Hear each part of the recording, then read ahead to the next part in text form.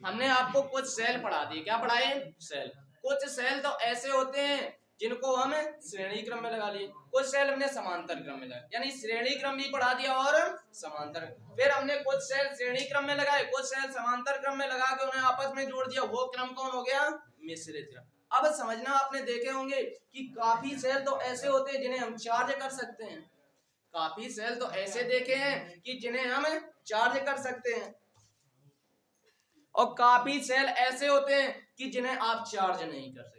तो समझना ध्यान से, जिन्हें आप चार्ज कर सकते हो, जिन्हें नहीं, यानी कुछ सेल हमने चार्ज नहीं कर पाएंगे। जो सेल हम चार्ज नहीं कर पाते उन्हें बोलते हैं प्राथमिक सेल। क्या बोलते हैं?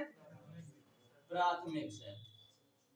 यानी ये कौन सेल हैं जिन्हें आप चार्ज ना कर पाओ। लेकिन कुछ सेल ऐसे भी होते हैं जिन्हें आप चार्ज कर लो, उन सेलों को हम बोलते हैं द्वितीयक सेल। क्या बोलते हैं? बताएंगे कैसे। यानी प्राथमिक सेल को क्या चार्ज किया जा सकता है? नहीं। द्वितीयक सेलों को क्या चार्ज किया जा सकता है? प्राथमिक सेलों को क्या चार्ज किया जा सकता है? नहीं। द्वितीयक सेलों को क्या चार्ज किया जा सकता है? हाँ, आप समझना ध्यान से। प्राथमिक सेलों में क्या ऐसी क्रिया होती है कि इन्हें चार्ज नहीं किया जा सकता? समझना ध्यान से। जैसे सेलों का काम क्या होता है कि सेलों में कुछ ऐसी क्रियाएं होती रहती हैं कि जिनको, यानी रासायनिक क्रिया होती है, रासायनिक क्रिया होके क्या हो जाए? वैद्युत। यानी रासायनिक ऊर्जा को किसमें बदलना है? अंदर को रासायनिक क्रियाएं होती हैं, रासायनिक ऊर्जा, उस ऊर्जा को अगर हम वैद्युत ऊर्जा में बदल लें तो सेल से हमें धारा मिल जाती है। लेकिन देखना ध्यान से, जब हम सेल को देते हैं तो वो हम वैद्युत ऊर्जा देंगे। क्या देंगे? जैसे हमने धारा दी तो वो धारा क्या होगी? वैद्युत ऊर्जा के रूप में गई, वैद्युत ऊर्जा के रूप में जाके सेल के अंदर किसमें जाएगी? रासायनिक ऊर्जा के रूप में संचित हो जाएगी। ऐसे ही तो होता है कि जैसे किसी सेल को हम चार्ज कर रहे हैं, यानी मान लो हमने कोई द्वितीयक सेल लिया। कौन सेल लिया? द्वितीयक सेल को चार्ज किया जा सकता है, यानी हमने द्वितीयक सेल लिया, उसमें हम वैद्युत ऊर्जा दे रहे। क्या दे रहे? वैद्युत ऊर्जा। जब हमने वैद्युत ऊर्जा दी तो अंदर क्या होगा? वो ऊर्जा किसमें बदल जाएगी? रासायनिक ऊर्जा। वैद्युत ऊर्जा दी, अंदर किसमें बदल जाएगी? रासायनिक ऊर्जा।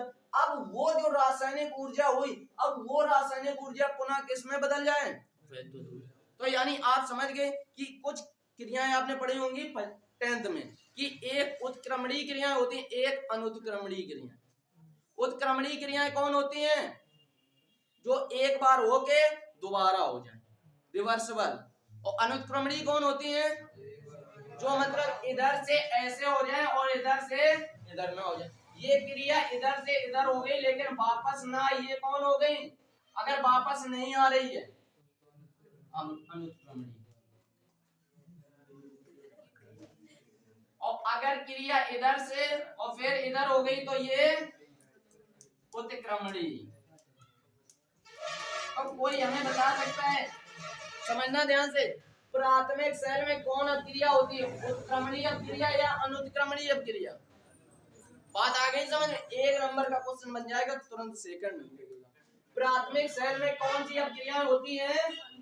अनुत्क्रमणीय क्रिया। जबकि द्वितीयक सेल में कौन क्रियाएं होती हैं? केमिस्ट्री का टॉपिक है, ध्यान से थोड़ा समझ। प्राथमिक सेल में कौन सी क्रियाएं होती हैं? कौन सी होती हैं? द्वितीयक सेल में उत्क्रमणीय क्रिया। समझ गए? उत्क्रमणीय क्रिया कौन होती है? जो एक बार होके वापस हो जाए, और अनुत्क्रमणीय क्रिया जो एक बार हो जाए और वापस। समझ गए? यानी प्राथमिक सेल वो सेल जिन्हें हम चार्ज ना कर सके, द्वितीयक सेल वो सेल जिन्हें हम चार्ज कर ले। समझ गए? इनके नाम 2 सेल होते हैं, 2 प्रकार के। एक को नाम देते हैं सीसा संचायक सेल। क्या नाम देते हैं? सीसा संचायक सेल। देखो एक आध का नाम पता है, सीसा संचायक सेल। और 2 होता है क्षारीय संचायक सेल। बस यही 2 सेल होते हैं, सीसा संचायक सेल और